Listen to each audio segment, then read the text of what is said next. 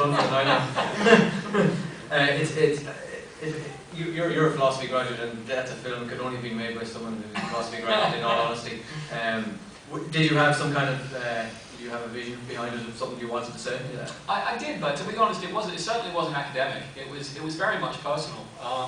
I had been going through a horribly painful long-distance relationship with my girlfriend for a long time. So the whole idea of being away from the person that you love and trying to sort of, and the paranoia you go through when you try to maintain a long-distance relationship. There's a huge sense of loneliness in the film. Yeah. It's very apparent. Yeah. Well, that's, I mean, that's all, it's all, both Sam and myself actually were going through long-distance relationships with our respective girlfriends, not with each other. When we were making the room. So that was very much something that we were was a touchstone, I think, emotionally. So there was a real grounding, something real to that.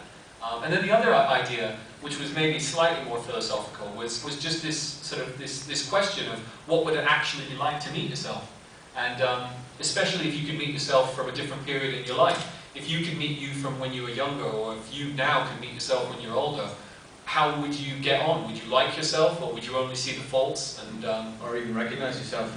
Yeah, absolutely. And I think there's something really, I think I think it's a positive question to ask yourself, because everyone else in the world has to deal with you. So what would you actually like to deal with? You. What would you like to deal with? We need a 3D camera for that. You. Please, can someone ask this kind of question?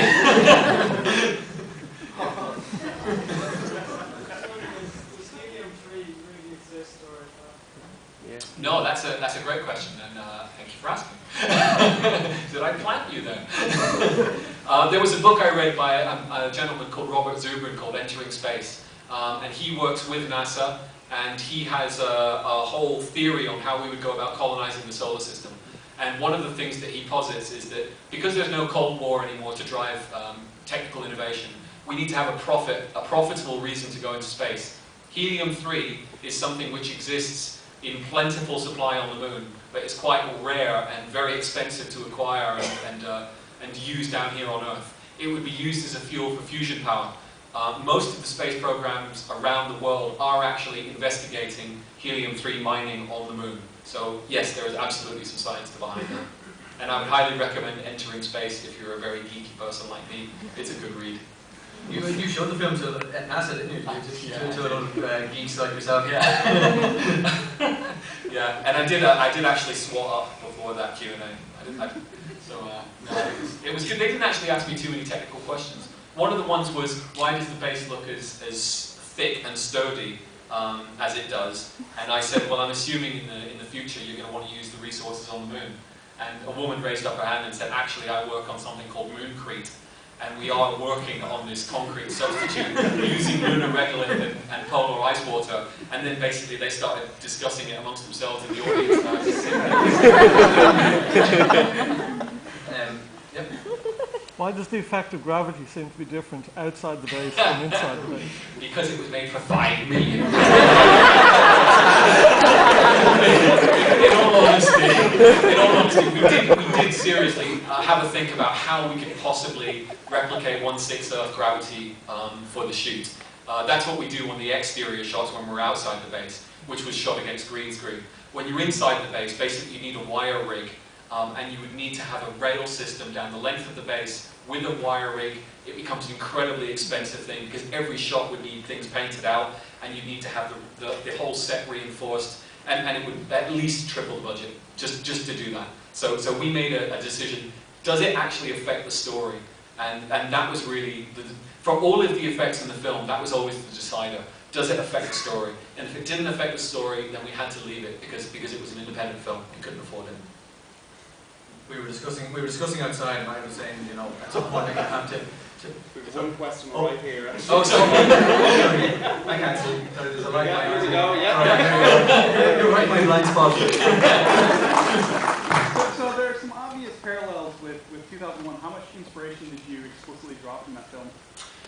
2001, as with all of the science fiction films that I wanted to pay homage to. I mean, I think we wear everything on our sleeve. I I don't think we try and hide it. 2001, obviously Hal and Gerty. You know, that's the most obvious allusion there.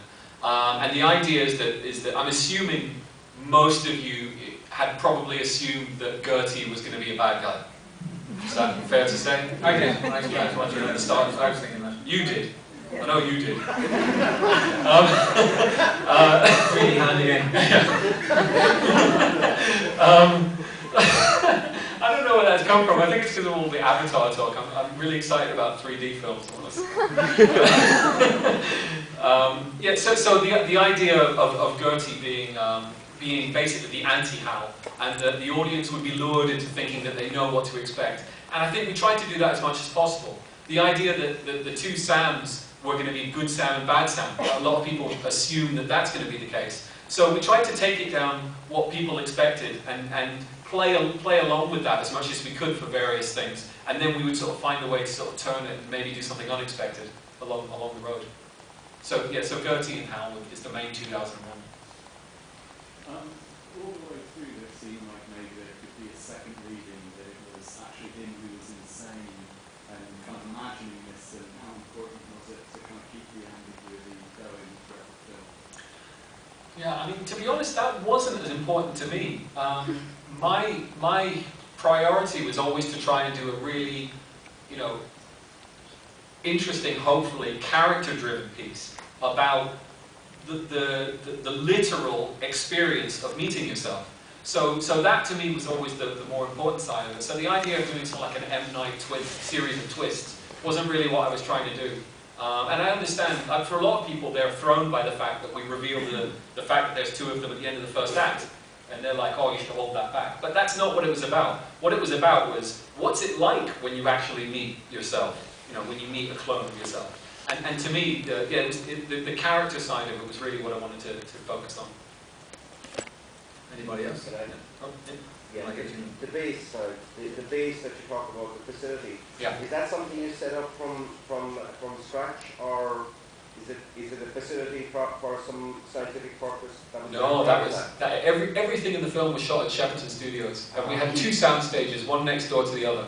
The inside of one was the surround moon base, which was a beautiful 360-degree set with practical lighting built into it with a lid on it. And you had to create that from scratch? Yes, from scratch. Yes, sir. And the internal features of the facility, where did that come from? What you mean, visually, where did the style come from? Yes. There was a number of things. Again, referencing those old science fiction classics. Outland was a big one. 2001 had a bit to it. Basically, the work of guys like Ron Cobb and Douglas Trumbull and Sid Mead.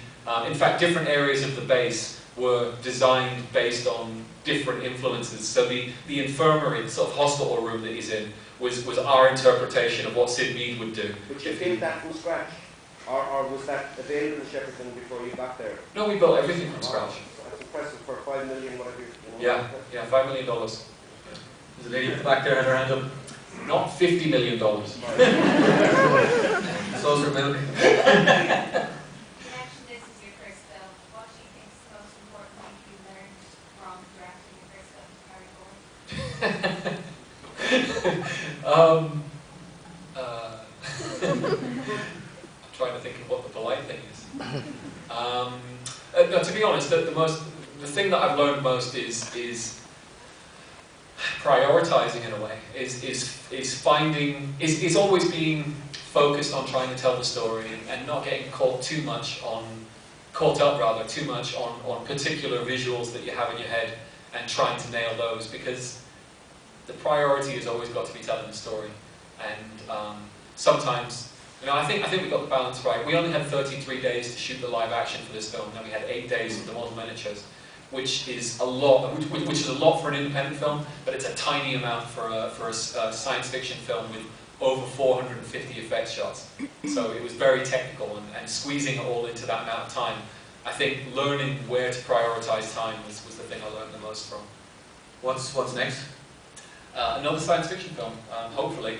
It's basically the other side of the coin from Moon. Moon's about sort of isolation and loneliness and living on your own, and having to find a way to deal with that.